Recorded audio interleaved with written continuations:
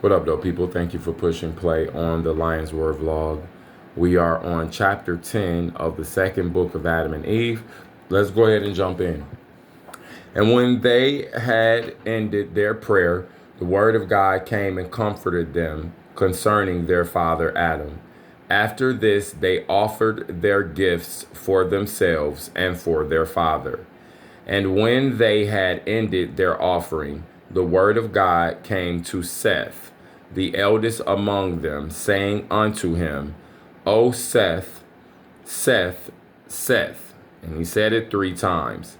As I was with your father, so also shall I be with you, until the fulfillment of the promise I made your father, saying that I will send my word and save thee and thy seed. So the highest one, the spirit of the Most High, begins to communicate with Seth and lets him know, I'm with you.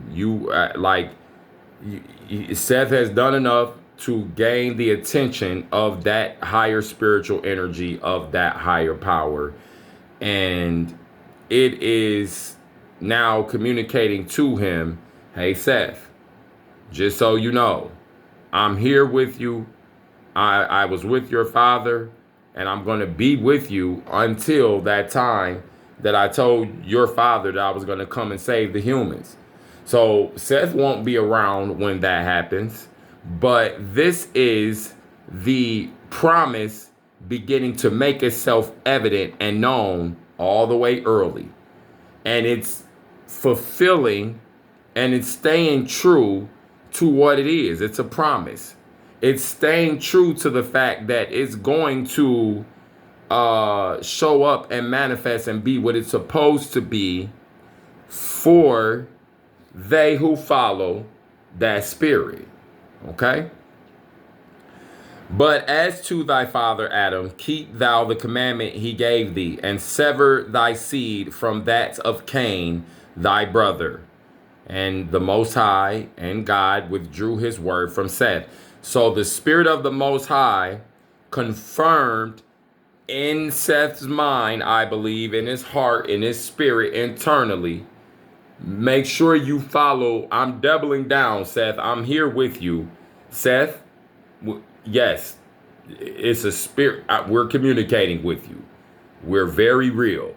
You can't see us, but we're communicating with you. We're letting you know we're with you. Pay attention to what your father said. Do not mix with Cain's seed, because Cain's seed is low vibing, and they have manifested what the darkness within the transgression, Satan, that's what it wanted.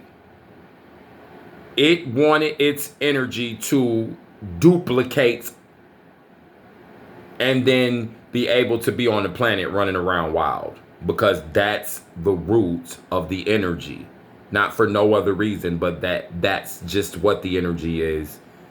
I do believe there's a point that's going to come in existence where that dark, negative, evil energy, because those are just the words of reference that we use to help us understand it's not the energy that we want to operate in. I believe that energy is being pulled out of the equation. If you know chemistry, right now, all living cells have positive and negative charges. However, a cell with all positive charges and no negative is a supercell. It does not, cells don't need negative energy. So when you extract all of the negative elements and energy from a cell, it gets ultra powerful. The last few pieces of the negative energy, they become magnetized to each other, and they become so powerfully magnified to each other that extracting the last few pieces of negativity from a cell or from whatever you're dealing with from an element can be extremely difficult, and it can make the element very unstable, because that part of the cell wants to live, and it wants to be there just as much as the positive does. Okay, so that energy has a desire, in manifestation, just like the higher, righteous, positive, God-centered however you want to say it, angelic centered energy does as well. But the Most High says, stay away from Cain's seed. He doubles down. Okay? Why stay away from Cain's seed? Because the influence. It's too easy to get influenced by.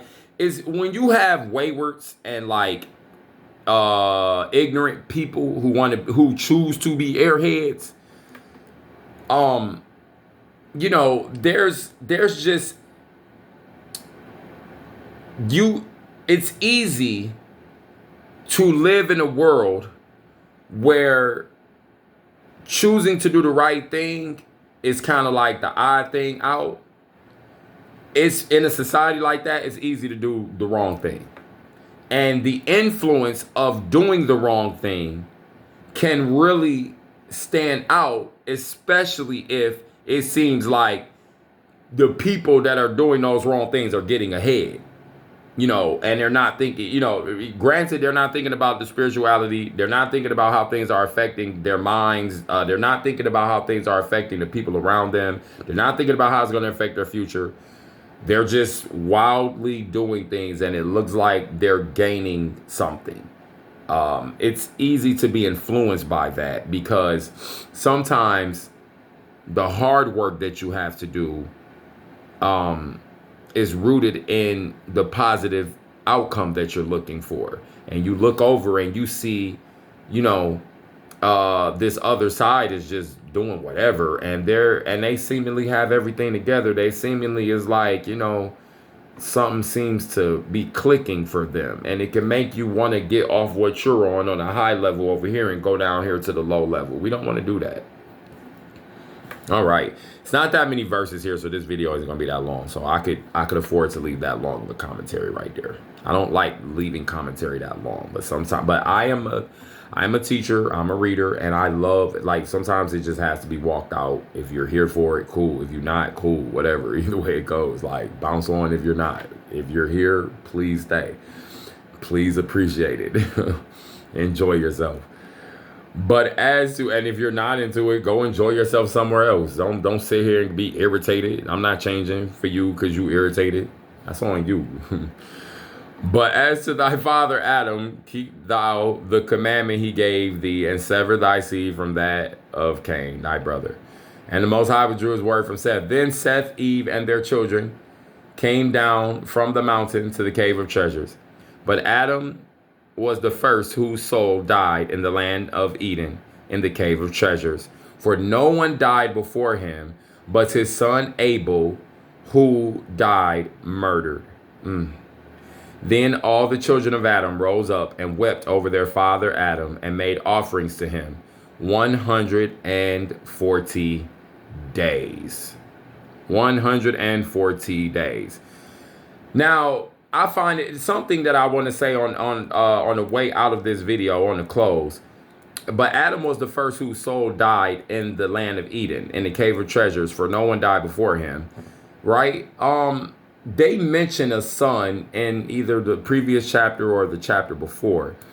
And it says, I think it was maybe Mahalalel. And it says that his days were like 100 and something.